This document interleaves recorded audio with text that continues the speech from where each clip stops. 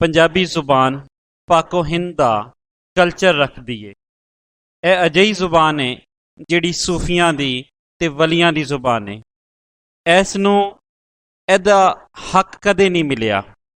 ਇਹਨੂੰ ਲੋੜੀਂਦਾ ਹੱਕ ਦੇਣ ਪਾਰੋਂ ਇੱਕ ਦਰਖਾਸਤ ਲਾਹੌਰ ਹਾਈ ਕੋਰਟ ਵਿੱਚ ਦਿੱਤੀ ਗਈ ਕਿ ਪੰਜਾਬੀ ਜ਼ੁਬਾਨ ਨੂੰ ਲਾਜ਼ਮੀ ਮਜ਼ਮੂਨ ਦੀ ਹੈਸੀਅਤ ਦੇ ਤੌਰ 'ਤੇ ਪੰਜਾਬ ਅੰਦਰ ਪੜ੍ਹਾਇਆ ਜਾਏ। ਪੰਜਾਬ ਅੰਦਰ ਪੰਜਾਬੀ ਜ਼ੁਬਾਨ ਨਹੀਂ ਪੜ੍ਹਾਈ ਜਾ ਰਹੀ, ਜਿਸ ਪਾਰੋਂ ਇਹ ਦਰਖਾਸਤ ਦਿੱਤੀ ਗਈ। ਜਸਟਿਸ ਜਵਾਦ ਹਸਨ ਹੋਰਾਂ ਨੇ ਰਿਮਾਰਕਸ ਦਿੰਦਿਆਂ ਕਿਹਾ ਕਿ ਪੰਜਾਬੀ ਜ਼ੁਬਾਨ ਖਤਰੇ ਵਿੱਚ ਕਿਉਂ ਹੈ ਤੇ ਇਸ ਨੂੰ ਤਾਲੀਮੀ ਇਦਾਰਿਆਂ ਤੋਂ ਕਿਉਂ ਗਾਇਬ ਕੀਤਾ ਗਿਆ ਹੈ। ਇਹਦੇ ਵਾਸਤੇ ਉਹਨਾਂ ਨੇ ਸਰਕਾਰ ਕੋਲੋਂ ਵੀ ਪੁੱਛਿਆ ਕਿ ਸਰਕਾਰ ਨੇ ਹਾਲੇ ਤੱਕ ਕੀ ਕੀਤਾ ਹੈ।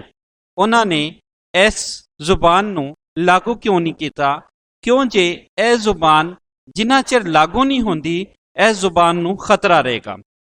ਪੰਜਾਬੀ ਜ਼ੁਬਾਨ ਨੂੰ ਇਖਤਿਆਰੀ ਮਜ਼ਮੂਨ ਦੇ ਵਜੋਂ 'ਤੇ ਪੜ੍ਹਾਇਆ ਜਾ ਰਿਹਾ ਹੈ, ਜਿਸ ਬਾਰੇ ਅਸਿਸਟੈਂਟ ਅਟਾਰਨੀ ਜਨਰਲ ਨੇ ਚੀਫ ਜਸਟਿਸ ਜਵਾਦ ਹਸਨ ਹੋਰਾਂ ਨੂੰ ਦੱਸਿਆ ਕਿ ਪੰਜਾਬੀ ਨੂੰ ਸਿਰਫ ਇਖਤਿਆਰੀ ਮਜ਼ਮੂਨ ਦੇ ਤੌਰ 'ਤੇ ਪੜ੍ਹਾਇਆ ਜਾ ਰਿਹਾ ਹੈ।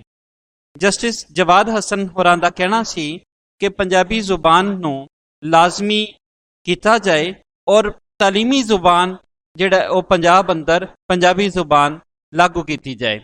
ਇਸ ਵਾਸਤੇ ਲਾਹੌਰ ਹਾਈ ਕੋਰਟ ਵਿੱਚੋਂ ਇਹ ਜਸਟਿਸ ਜਵਾਦ ਹਸਨ ਹੋਰਾਂ ਦੇ ਰਿਮਾਰਕਸ ਜਿਹੜੇ ਨੇ ਉਹ ਪੰਜਾਬੀ ਜ਼ੁਬਾਨ ਦੇ ਹੱਕ ਵਿੱਚ ਨੇ ਔਰ ਇਸੇ ਤਰ੍ਹਾਂ ਹੀ ਪੰਜਾਬੀ ਜ਼ੁਬਾਨ ਅਗਾਂਹ ਨੂੰ ਪੁੰਗਰੇਗੀ, ਅਗਾਂਹ ਵਧੇਗੀ ਔਰ ਪੰਜਾਬੀ ਜ਼ੁਬਾਨ ਨੂੰ ਤਾਲੀਮ ਦੀ ਜ਼ੁਬਾਨ ਬਣਾਉਣ ਵਾਸਤੇ ਜਿਹੜਾ ਬੇਨਤੀ ਕਰ ਰਿਹਾ ਹੈ ਔਰ ਜਿਹਨੀ ਦਰਖਾਸਤ ਦਿੱਤੀ ਗਈ ਹੈ ਉਹਦੇ ਵਿੱਚ ਵਜ਼ੀਰ ਆਜ਼ਮ ਤੇ ਵਜ਼ੀਰ ਆਲਾ ਨੂੰ ਵੀ ਫਰੀਕ ਬਣਾਇਆ ਗਿਆ ਹੈ।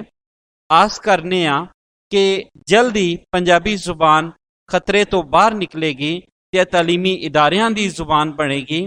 ਸਰਕਾਰੀ ਤੇ ਗੈਰ ਸਰਕਾਰੀ ਸਤ੍ਹਾ 'ਤੇ ਅਜਿਹੇ ਕੰਮ ਕੀਤੇ ਜਾਣਗੇ ਜਿਸ ਨਾਲ ਪੰਜਾਬੀ ਨੂੰ, ਪੰਜਾਬੀ ਜ਼ੁਬਾਨ ਨੂੰ ਉਹਦਾ ਹੱਕ ਮਿਲੇਗਾ ਤੇ ਸੂਫੀਆਂ ਤੇ ਵਲੀਆਂ ਦੀ ਜ਼ੁਬਾਨ ਪੰਜਾਬ ਅੰਦਰ ਜਦੋਂ ਪੜ੍ਹਾਈ ਜਾਏਗੀ ਤੇ ਹਰ ਪਾਸੇ ਹਾਲਾਤ ਜਿਹੜੇ ਨੇ ਉਹ ਸੁਧਰਨਾ ਸ਼ੁਰੂ ਹੋ ਜਾਣਗੇ ਔਰ ਤੁਸੀਂ ਦੇਖੋਗੇ ਕਿ ਇਨਸਾਨੀਅਤ ਦੀ ਜਿਹੜਾ ਸਬਕ ਹੈ, ਇਨਸਾਨੀਅਤ ਦਾ ਜਿਹੜਾ ਸਬਕ ਹੈ ਉਹ ਹਰ ਪਾਸੇ ਵਧਣਾ ਜਿਹੜਾ ਹੈ ਉਹ ਸ਼ੁਰੂ ਹੋ ਜਾਏਗਾ।